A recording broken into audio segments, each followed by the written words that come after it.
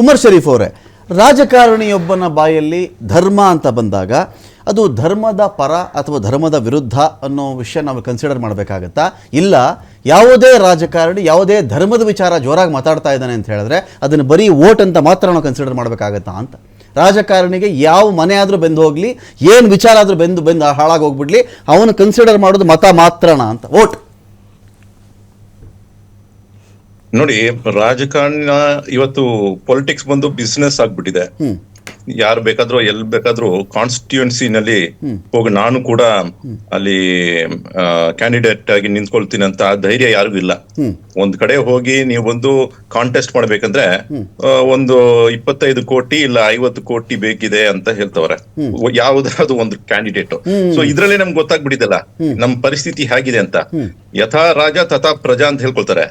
ಅಂದ್ರೆ ಜನರು ಹೇಗೆ ಅದೇ ರೀತಿನೇ ರಾಜನೂ ಇರ್ತಾನೆ, ರಾಜ ಹೇಗಿರ್ತಾನೋ ಅದೇ ರೀತಿನೇ ಪ್ರಜೆನೂ ಕೂಡ ಇರ್ತಾರೆ. ಇವಾಗ ಯಾಕೆ 50 crores ಖರ್ಚಾಗತ್ತೆ ಒಂದು ಕಾನ್ಸ್ಟಿಟ್ಯೂನ್ಸಿ ನಾನು ಕ್ಯಾಂಡಿಡೇಟ್ ಆಗ್ಬೇಕಂದ್ರೆ?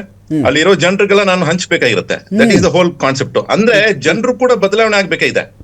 ನಾವು ಹೇಗಿದೀವೋ ಅದ್ರ ತಕ್ಕಂತೆನೆ ನಮ್ಮ ರಾಜ, ನಮ್ಮ CM ಆಗ್ಲಿ, ನಮ್ಮ ಮಿನಿಸ್ಟರ್ಗಳಾಗ್ಲಿ, ನಮ್ಮ MLA ಎಲ್ಲ ಅದೇ ರೀತಿನೇ ಬರ್ತಾರೆ. ಸೊ ನಮ್ಮ ಜನರಲ್ಲಿ ಡೆಮೋಕ್ರಸಿ ಎಲ್ಲಿ ತುಂಬಿ ಬಂದಿದೆ ಅಂತ ನಾನು ಪ್ರಶ್ನೆ ಇರೋದು. ಜನರಲ್ಲಿನೇ ಇವತ್ತು ಅದು ಒಂದು ವ್ಯಾಕ್ಯೂಮ್ನೆಸ್ ಇದೆ, ಒಂದ್ ರೀತಿ ಅಲ್ಲಿ ಲ್ಯಾಕ್ಯೂನೇ ಇದೆ. ಸರ್, ಇದ್ರ ಜೊತೆಗೆ ಒಂದು ಮಾತು ಹೇಳ್ಬೇಕು.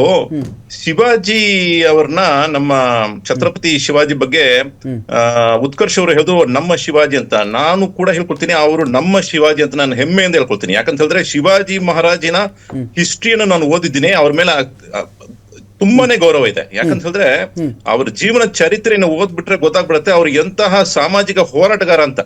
ಅದು ಗೊತ್ತಿಲ್ಲದೆ ಇರುವ ಇಂತಹ ಅಜ್ಞಾನಿಗಳು ಶಿವಾಜಿ ಅವರ ಅಂದ್ರೆ ಅವರ ಒಂದು ಫಂಕ್ಷನ್ ಮೆರವಣಿಗೆಯಲ್ಲಿ ಅಲ್ಲಿ ಕಲ್ತು ಮಾಡಿದಾರಲ್ಲ, ಇವ್ರು ಎಂತಹ ವ್ಯಕ್ತಿಗಳಂದ್ರೆ ಅಜ್ಞಾನಿಗಳು. ಇವ್ರು ಹುಚ್ಚರು ಅಂತಾನೆ ಹೇಳ್ಬೇಕಾಗಿರುತ್ತೆ. ಅಜ್ಞಾನಿಗಳು, ಪುಂಡರು, ಹುಚ್ಚರು ಏನ್ ಬೇಕಾದ್ರೂ ಟ್ಯಾಗ್ ಆನ್ ಮಾಡ್ಕೊಳ್ಳಿ, ನಾನು ಎಲ್ಲದಕ್ಕೂ ಸಂತೋಷ ಪಡ್ತೀನಿ. ಯಾಕಂದ್ರೆ ಇಂಥವ್ರು ನಮ್ ಸಮಾಜದಲ್ಲಿ ಇದಾರೆ ಅಂತ ನಂಗೆ ಬಹಳ ಬೇಸರ. ಇಂಥವ್ರು ಯಾಕೆ ನಮ್ಮ ಸಮಾಜದಲ್ಲಿ ಇದಾರೆ ಅಂತ ನನ್ನ ಪ್ರಶ್ನೆ ಇರೋದು. ನಮ್ಮ ಉಲಮಾಗಳಿಗೆ ಇಂಥವ್ರನ್ನ ಆಚೆ ಕಳ್ಸ್ಬಿಡಿ. ಇಂಥ ಕೆಲಸ ಮಾಡೋರು ನಮ್ಮ ಸಮಾಜದೊಳಗೆ ಬೇಡವೇ ಬೇಡ. ಸರಿಯಾಗಿದ್ರೆ ಯಾರು ನಮ್ಮ ಗೌರವಾನ್ವಿತ ಜನರಿದಾರೋ, ಯಾರು ಉಲಮಾಗಳು ಇದಾರೋ, ನಮ್ಮ ರಾಜಕಾರಣಿಗಳು ಇದಾರೋ, ಅವರು ಹೇಳಿಕೆನಲ್ಲಿ ಏನೇ ಮಾಡಿದ್ರು ಬೇರೆ ವಿಷಯ. ಅವರು ಅದಕ್ಕೆ ಏನೇ ಒಂದು ನಿರ್ಧಾರ ತಗೊಂಡ್ರು ಅವರು ಅದಕ್ಕೆ ರೆಸ್ಪಾನ್ಸಿಬಿಲಿಟಿ ತಗೊಳ್ಬೇಕಾಗಿರುತ್ತೆ. ಇಲ್ಲಿ ಚಿಕ್ಕ ಮಕ್ಕಳು ಒಂದು 18 ವಯಸ್ಸು 20 ವಯಸ್ಸು ಹುಡುಗರು ಅವರೇ ಏನೇನೋ ನಿರ್ಧಾರ ತಗೊಂಡ್ಬಿಟ್ಟು ಏನೋ ಅವ್ರು ಅರ್ಥ ಮಾಡ್ಕೊಂಡು ಏನೋ ಒಂದು ಕಲ್ತ್ಬಿಟ್ಟು ಅದ್ರ ಪ್ರಕಾರ ಅವ್ರು ಏನೇ ಕೆಲಸ ಮಾಡೋದು ಅವ್ರು ಹೆಂಗೆ ನಮ್ಮವರಾಗ್ತಾರೆ, ನಮ್ಮ ಸಮಾಜದವ್ರಂತ ನಾವು ಹೆಂಗೆ ನಾವು ಹೇಳ್ಬೋದು. ಸೊ ಹಾಗಾಗಿ ರಾಜಕಾರಣಿಗಳು ಮತ್ತೆ ಇವತ್ತಿನ ಕಾಲದಲ್ಲಿ ರಾಜಕಾರಣಿಗಳು ಎಲೆಕ್ಷನ್ಗೋಸ್ಕರವೇ ಧರ್ಮದ ಬಗ್ಗೆ ಕೂಡ ಮಾತಾಡ್ತಾರೆ. ಧರ್ಮದ ಬಗ್ಗೆ ಮಾತಾಡೋದು ಕೂಡ ಯಾವ ಗ್ರೂಪ್ ನಲ್ಲಿ ನಾವು ಹೇಗೆ ಮಾತಾಡಿದ್ರೆ ನಮ್ಗೆ ಜಾಸ್ತಿ ವೋಟ್ ಸಿಗುತ್ತೆ ಅಂತ ಆ ಒಂದು ಕ್ಯಾಲ್ಕುಲೇಷನ್ ನಲ್ಲಿ ಧರ್ಮದ ಬಗ್ಗೆ ಮಾತಾಡ್ತಾರೆ. ಧರ್ಮ ಬಂದು ಎಲ್ಲರಿಗೂ ಸಮಾಸ್ವಾಮಿ. ಯೇಸು ನಮ್ಮವರು, ರಾಮ ನಮ್ಮವರು, ಪ್ರವಾದಿ ಮೊಹಮ್ಮದ್ ನಮ್ಮವರು ಅಂತ ಹೇಳ್ಕೊಳ್ಬೇಕಾಗಿರುತ್ತೆ. ಎಲ್ಲರೂ ನಮ್ಮವರೇ. ಅವರವರ ಕಾಲದಲ್ಲಿ ಅವ್ರು ಮಾಡ್ಬೇಕಾಗಿರುವ ಒಳ್ಳೆ ಕೆಲಸಗಳನ್ನು ಮಾಡಿದ್ದಾರೆ.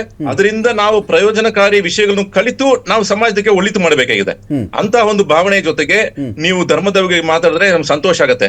ಬಟ್ ಧರ್ಮದ ಹೆಸರಿನಲ್ಲಿ ನೀವು ವೈಲೆನ್ಸ್ ಅನ್ನು ಮಾಡುವಾಗ ನಾವು ಹೇಳ್ಕೊಳ್ತೀವಿ ಅದಕ್ಕೂ ನಮಗೂ ಸಂಬಂಧ ಇಲ್ಲ.